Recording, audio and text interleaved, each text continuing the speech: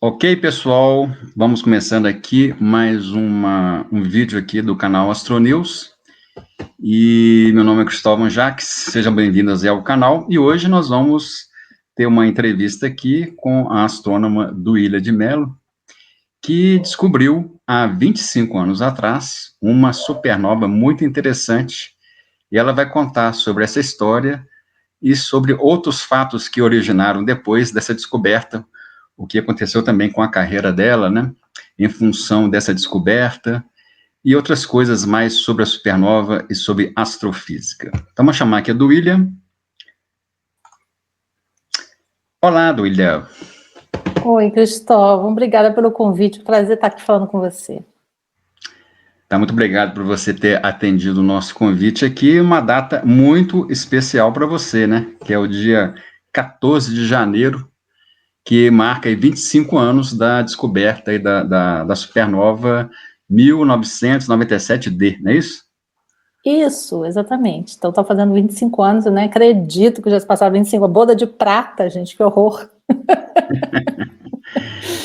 E aí, Duília, conta então essa história direitinho para nós. Aí, primeiro o seguinte, eu queria que você falasse rapidamente para o nosso público, que algumas pessoas são mais leigas aqui, o que é uma supernova? E depois você conta a história aí. Conto, tá bom. Então, a supernova é uma estrela que explodiu, né? Então, é o último estágio da vida de uma estrela, ela explode. Quando ela explode, ela lança tudo que está lá dentro dela para o meio interestelar, né? Então, fica tudo lá fora, aquela bagunça toda que foi criada lá dentro, todos os elementos químicos vão lá para fora, ficam no meio, e depois vão formar outras estrelas, outros planetas e tudo mais, né? E aí, no finalzinho, também sobra também um carocinho. Esse carocinho, ele pode virar um buraco negro, pode virar um pulsar, né? Então, tem também outros caminhos aí depois da morte da estrela, né? Então, é isso. Uma supernova não é uma estrela nova, é uma estrela que morreu. Uma super velha. Uma super velha. Ok, então como é que foi essa descoberta aí? Bom, então essa descoberta foi assim, especial, principalmente para mim, porque eu já era doutora, né, mas eu não trabalhava com supernovas, não é essa a minha área de pesquisa. Minha área de pesquisa é galáxias, né, eu sou astrofísica extragaláctica, eu trabalho com galáxias em colisão, em processo de colisão. Então eu estava no Chile observando uma amostra de galáxias, né, que eu tinha selecionado junto com a equipe com quem eu trabalhava. Inclusive essa equipe era do Observatório Nacional no Rio de Janeiro, e eu trabalhava no Observatório Nacional na época. E o Observatório Nacional alugava um telescópio no Chile, que é um telescópio de 1,52 m, para a gente estudar a composição química dos astros, né? No caso, eram as galáxias em colisão, que eu sempre trabalhei com elas, né? Então, eu estava lá na montanha, num observatório europeu, que chama ESO, em La Silla, que é um lugar lindo, maravilhoso, que eu gosto muito de ir lá. Inclusive, eu já tinha usado esse telescópio muitas vezes, porque eu, quando fiz meu doutorado, eu usei esse telescópio também. Então, eu era, assim, meio que craque nele, né? Então, eu estava observando sozinha e, por surpresa minha, quando eu vou observar essa galáxia em particular, eu noto no campo que tem uma estrela a mais, né? E quando eu vejo que tem uma estrela a mais, eu começo a ficar curiosa, que estrela é essa? E aí eu vou e faço uma espectroscopia dessa estrela, ou seja, eu pego um instrumento que tem no telescópio e a luz passa por esse instrumento e vai dividir a luz em elementos químicos. Então eu vou saber a composição química, né, a impressão digital desse objeto. E aí, na hora que venha lá o resultado, é que eu vejo que não tem a ver muito com a galáxia, mas sim com uma estrela que explodiu, né? Então, foi aí a grande surpresa, né? E isso aconteceu, então, na noite do dia 14 para o dia 15 de janeiro de 1997. E como é que você comunicou para o IAU? Naquela época já podia comunicar por e-mail ou tinha que ser no Telex ainda? Não, já era para o e-mail, já. Já? Então, primeiro, como eu não sou da área, né, eu tinha que ter certeza que era uma supernova, eu nem sabia se alguém já tinha observado, né, Então, o que eu fiz, eu chamei o chefe do turno noturno, né, que é o astrônomo encarregado da montanha, para ele olhar aquilo que eu tinha observado, né? Ele olhou e falou assim: "Oh, parabéns!" Aí eu falei para ele: mas tem catálogo? Aí ele falou assim: olha, amanhã de manhã vai estar aqui um rapaz que é o astrônomo do observatório que cuida das supernovas. Você mostra para ele e planeja como que você vai fazer, porque vai ter que observar novamente e vai ter que mandar o telegrama, a gente chamava de telegrama, mas era um e-mail, né, para a União Astronômica Internacional. Aí eu falei com o astrônomo Stefano Benetti, que é um grande astrônomo da área de supernovas, né, e eu nem sabia, não conhecia, um homem grandão, de 2 metros de altura, e aí eu mostrei para ele o que eu tinha feito, eu mostrei para ele só o espectro, porque era só o que eu tinha, né, são as linhazinhas dos elementos químicos, né, e eu tinha também uma carta do céu, mostrando lá o objetinho, a galáxia, né, e as estrelas da nossa galáxia ao redor. E aí, quando ele bateu o olho naquilo, ele falou: "Oh, parabéns!" E aí eu novamente falei: "Mas, gente, mas não tem um catálogo para ver se isso aí alguém já observou." Ele falou assim: "I am the catalog." Eu sou o catálogo. Que marra, hein? Oh, sorry! Exatamente, né? Aí eu falei: "Oh, ok." So, what's next? O que vamos fazer da próxima agora, né? Aí ele falou: "Olha, de noite eu vou lá." Isso era 11 da manhã. De noite vou lá e a gente vai mandar, então, o e-mail para a União Astronômica Internacional. A gente vai escrever o e-mail. Aí, quando ele veio, né, na noite, era umas 7 da noite, ele já tinha passado no telescópio vizinho e tirado uma foto da galáxia com a supernova em cima, que eu não tinha visto ainda, só tinha visto ela pequenininha lá na buscadora, que foi quando eu estava alinhando o telescópio. Então, aí eu vi realmente que era uma supernova, né, e aí nós escrevemos juntos a circular para a União Astronômica Internacional, e aí ela ganhou o número 1997D, né, o D é de quarta do ano. Então, a forma, hoje em dia, não se recebe mais nome de quem descobriu, né, é mesmo pela ordem da descoberta, então ela é D, né? Mas aí saiu um jornal do Ilha de Batiza, mas não fui eu que batiza. Meu pai ficou muito bravo, porque tinha que ser do Ilha que batiza, como você fala que não é, que tá errado, porque depois eu falei que foi errado. Supernova, infelizmente, não dá para colocar o nome de seu, né? Então tem que ser a designação, né? O D é só uma coincidência, então, no final, mas aí a supernova depois, ela foi muito observada, né, inclusive pelo próprio observatório, umas 12, 13 noites, eu sei ela todas as noites, e depois ele foi embora e eles continuaram observando ela, e ela foi observada por mais de 400 dias, para fazer um acompanhamento. Vocês pegaram ela antes do máximo ou já estava decaindo? Já tinha passado, segundo os cálculos, já tinha passado 33 dias do máximo. Então, nossa, ela já tinha... Então ela chegou a ser mais brilhante, então? Ela chegou a ser mais brilhante. Então, os cálculos aí é tudo cálculo baseado lá na teoria das supernovas, né? Mas o interessante, Cristóvão, é que ela está numa outra galáxia que está a 53,8 milhões de anos-luz. Então, é longinho. Então, para tentarem entender isso aí, né? Então, no dia 14 de janeiro, gente, quando chegou lá no olho, lá no telescópio, né, ela tinha saído de lá 53,8 milhões de anos antes. Então, no dia 14 de janeiro agora, né, a gente está 25 anos da descoberta, né? Então, 25 anos desde que a luz entrou lá no telescópio. Mas, Duílio, o pessoal fala que os astros não influenciam na vida da gente aqui na Terra, né? E o que esse supernova influenciou na sua carreira? Pois é, essa supernova aí foi muita sorte. Aliás, esse ano de 97 aí tudo aconteceu, né? E eu fui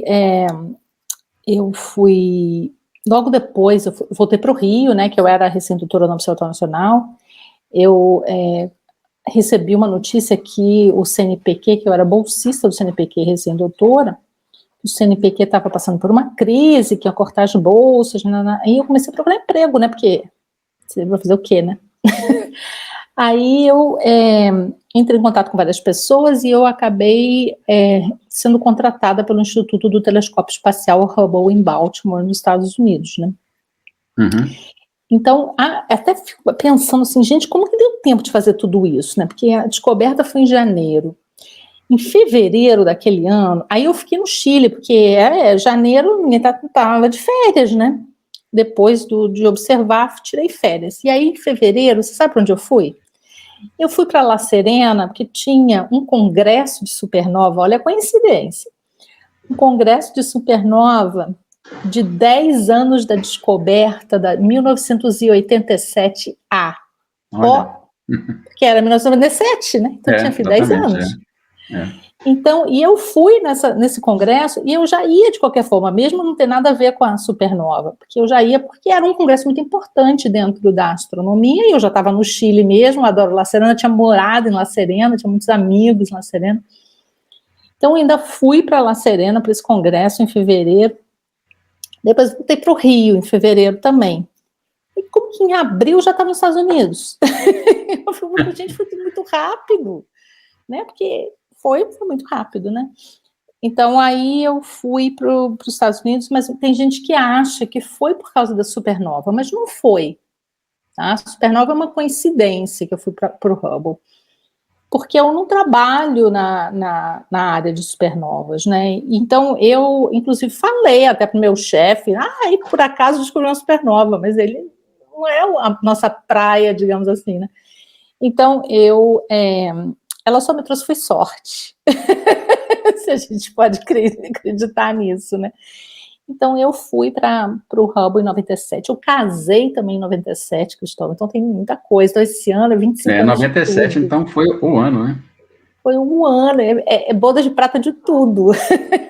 Então, nós estamos fazendo hoje a supernova, né? Aí, em abril, dia 24 de abril, vai ser 25 anos da ida para o Hubble. E aí, dia 10 de julho, é boda de prata de casamento, olha só. Realmente. Você abriu uma champanhezinha na supernova lá? Tomou um vinho, alguma coisa ou não? Quando eu descobri? Não. Sabe por quê? Demorou a cair a ficha também, né? Quando, na noite, não dormi, né? Claro, né? Porque muito, muito emocionada com aquilo, né? Uhum. E aí, no dia seguinte, quando eu vi a imagem da supernova, aí é que eu realmente entendi que eu tinha descoberto, que fiquei muito emocionada também, né? Mas, aos poucos, a notícia foi espalhando, né? E aí eu dei entrevistas para os jornais que me ligaram e tudo mais, né? Mas custou um pouco a me cair mesmo a ficha. A ficha, né? Tinha sido eu mesmo que descoberto, tudo isso. Mas foi uma experiência incrível, foi muito marcante dentro da minha carreira, porque eu também já estava meio que esquecendo digamos, a beleza, né, da astronomia e tudo mais, né? E aí a supernova veio me lembrar tudo isso. Né? Bacana demais. Você tem imagem dela aí? Tenho. Meu gato está fazendo um barulho aqui, eu estou vendo o que ele está fazendo ali, por isso que eu estou olhando. Só uma coisa aqui, como é que chama o Mr. Catalog Man mesmo? Stefano Benetti. Ele é astrônomo de onde? Você sabe que eu esqueci? Qual país, não lembra, não? Ele não é da Itália, né? Ele é da Itália. Mas eu esqueci em que universidade que ele está. O Mr. Catalog Man. I'm the catalog. Ele não trabalha mais para o ESO, ele trabalhava na época. Então vou compartilhar aqui, né? Vamos lá. Vamos ver se está tudo certo aqui. Share screen.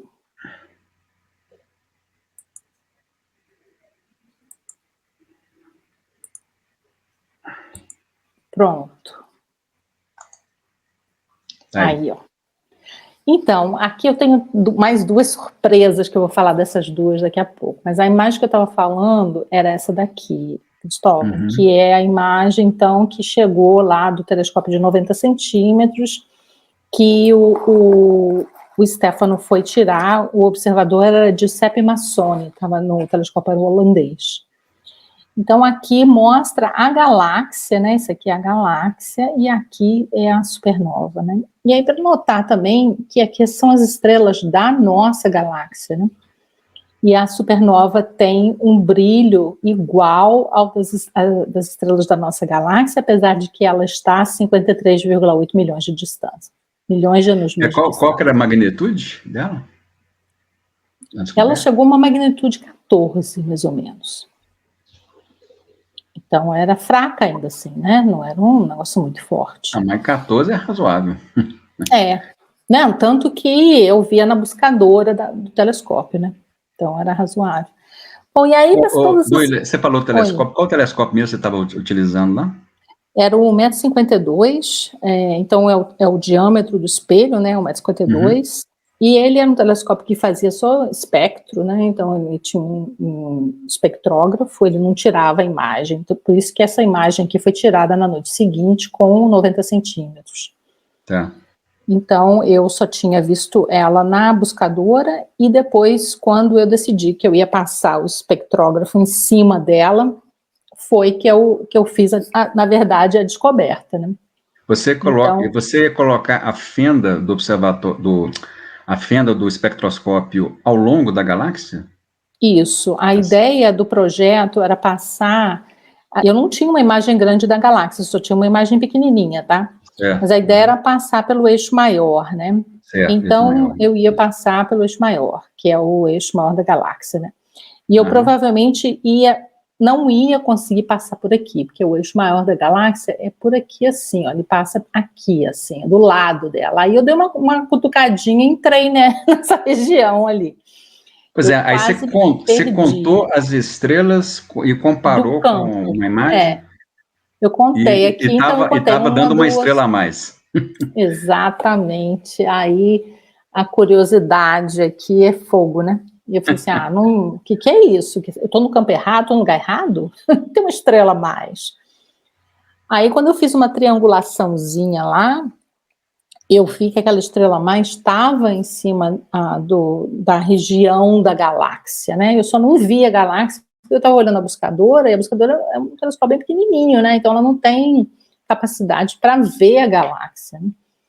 Então, mas via a estrela. Então, a estrela era uma a mais no meio dessas outras estrelinhas aqui.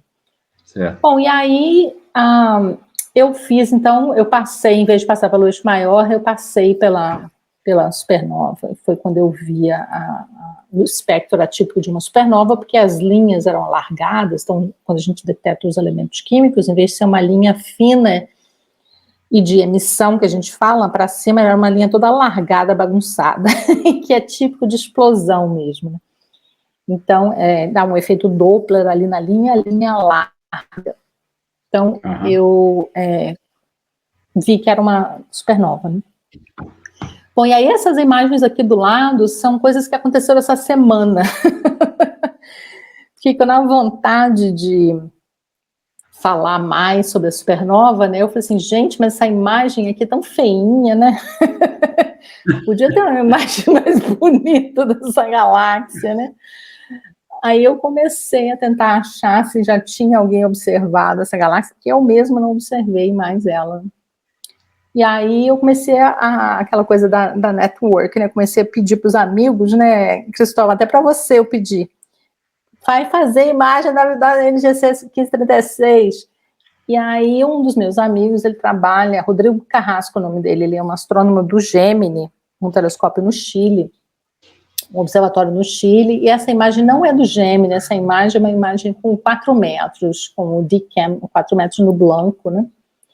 E aqui é uma imagem colorida, muito bonita, da NGC 1536, que eu fiquei bem mais bonita do que essa coisa aqui que eu tenho, que aliás é só um JPEG, que eu tenho, não tenho um FITS, não tenho nada, tenho uma coisa em papel que depois eu fiz um scan dela, porque não tenho um negócio de 25 anos atrás. Então, essa aqui é uma imagem muito bonita dela, e mostra as estrelas do campo que eu estava falando, né? Essa daqui, por exemplo, essa daqui, né? Então, ali a outra também, ó, essa daqui. Então, a gente já começa a identificar aí, mas aí o Blanco vê as estrelinhas aqui, que bonitinho, ó. Vê bem bonitinha as coisas, né? O telescópio de 90 centímetros não via essa daqui, olha lá, que pequenininho que é o negócio, né? Uhum. E, claro, não vê a supernova, porque essa imagem foi tirada em 2018, então a supernova já não é mais visível desde um ano depois que ela explodiu, tá? Ela deixou de ser visível, a gente não consegue mais nada dela, porque ela também provavelmente virou um buraco negro. Então, ali naquela região, agora tem um buraco negro. Aí eu Será que o James Webb teria resolução para pegar a remanescente dessa supernova nessa galáxia? Provavelmente não. É ainda muito longe, né? Ainda muito distante. Ele não vai conseguir nem ver muito direito as remanescentes nas galáxias vizinhas. Uhum. Né? A gente perde muito a resolução, né? Não tem luz suficiente, essa que é a verdade, né? Não tem estrelas ali suficiente para detectar a emissão, né? Aqui o 4 metros, o James Webb é 6,5 metros, né? Uhum. Então ele não é muito maior, né? Não vai conseguir provavelmente ver. E é infravermelho, pode ser que ele veja uma coisa bem diferente aqui, né? Porque tem muita poeira aqui. Seria interessante olhar com ele por causa disso. E como ele é infravermelho e aqui tem poeira, a gente vê a poeira, dá para ver direitinho, né? A poeira aqui no pretinho. E ela está por aqui nessa região, né? Uhum. Então seria interessante ver, mas não sei se significaria muito cientificamente para justificar o James Webb olhar, entendeu? Teria que pensar numa coisa, tipo assim, um escopo maior, né, para poder usar o James Webb. Mas é uma coisa a se pensar, vamos pensar, né? Bom, e aí, quando eu olhei essa imagem, eu falei assim, gente, é muito lindo, né? Olha que lindo, mas se tivesse imagem do Hubble, que seria bom, né? Mas aí não tem, né? Fazer o quê? Aí eu falei isso com meu marido é astrônomo também, né? Falando com meu marido, ele falou assim, você já olhou no arquivo do Hubble? Eu falei, claro que eu já olhei, né? Mas faz tempo que eu não olho, mas eu acho que eu já olhei algumas vezes, né? Aí pronto, aí eu fiquei assim, gente, faz tempo mesmo que eu não olho, vou lá olhar. E não é que tinha uma do ano passado? Olha só. E essa daqui. Essa do E meio aí. essa daqui, Isso aqui é uma imagem com o Hubble da galáxia, né? E é muito incrível. Aí a gente falou de poeira, a poeira aí toda. Tudo que é pretinho, que é poeira, né? Então, Mas aí... essa imagem está excelente. Não que você amplia aí. Pois é, né, meu filho? Aí é Hubble, né? Aí é Hubble. Aí a gente consegue ver até o sovaco da estrela. No caso do James Webb, vai conseguir enxergar o calor do sovaco, né? Pois é. Então vai enxergar aqui por dentro, ó. O James Webb vai ver o que tem aqui dentro. Provavelmente tem de estrelas. Estrelas nascidas ali na poeira, né? Então ela, sabe que eu tive um problema sério com essa imagem do Hubble? Eu não estou fazendo a astrometria dela não está boa. Eu não consegui achar direitinho a posição da supernova aqui com a precisão que eu queria. Mas não é nem o Hubble só que não está boa, é a posição da supernova que não está boa, porque não tem resolução suficiente para o Hubble, porque esse que é o problema do Hubble, né? O Hubble começa a ver o detalhe demais, é aquelas coordenadas que não tem, para no minuto, não vai no segundo, você não consegue ver aqui, né? Você não tem a coordenada... Você tem essa imagem FITS aí? A do Hubble tenho. Do Hubble tenho. Depois você podia me mandar para ver se eu consigo, pelo menos, localizar a posição dela aí. Eu te mando, sim. O problema é que eu sou culpada, porque em 1997 eu não dei a coordenada precisa dela. Ah, é? Aí, bom, mas eu te mando para você brincar um pouquinho. Mas enfim, ela tá aqui dentro, nessa região aqui, né? E agora ela é um buraco negro, né? Então não vai ver nada mesmo, né? Mas depois não foi refeita a astrometria dela, não? Alguém não refez a astrometria dela, não? Se fez, eu não achei, porque eu procurei nas databases, no Leda, lá em todas as databases, não achei nada. Tá. Mas você tem mais experiência com supernova do que eu, né? Você pode achar. Vamos e procurar. olha, Aqui eu acho bonitinho olhar, porque eu acho que ela é uma prima dessas estrelas aqui. Já estou começando a sonhar aqui, viajar na maionese. Mas é verdade, porque olha só. Ela é uma supernova tipo 2, né? Então, ela era uma estrela massiva que explodiu. Então, uma estrela massiva de umas 10 massas solares por aí, porque ela não era muito forte, ela foi uma supernova fraca, né? Então, umas 10 massas solares por aí. Então, deve ter estrela que é um pouquinho... que é parecida com essa massa solar, porque 25 anos não é nada na vida da estrela, né? Então, deve ter mais ou menos essa mesma massa dela, que são primas, que estão aqui, nasceram nas mesmas nuvens, na região, né? E que vai já virar supernova também, ó. Ó, candidatas. Agora, lembrando que a gente aqui com Hubble, a gente não está vendo estrela individual, tá? A gente está vendo aglomeradinhos de estrelas. Então, a gente está vendo ali os berçários de estrelas. A gente não está vendo, não consegue resolver o suficiente em estrela individual. Mas já vê bem ali, ó, né? Bonitinhas. Aqui tem uns aglomeradinhos.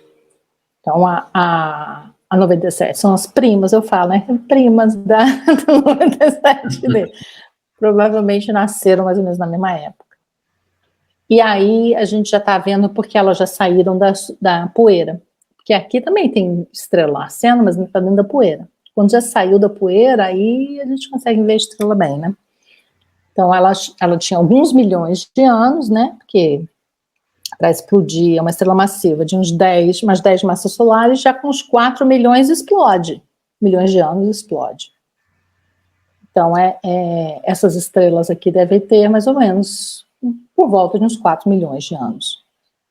Somos da mesma... Eu estou chutando aqui, estou meio que fazendo uma análise, aqui, uma genealogia do negócio aqui, mas é mais ou menos isso.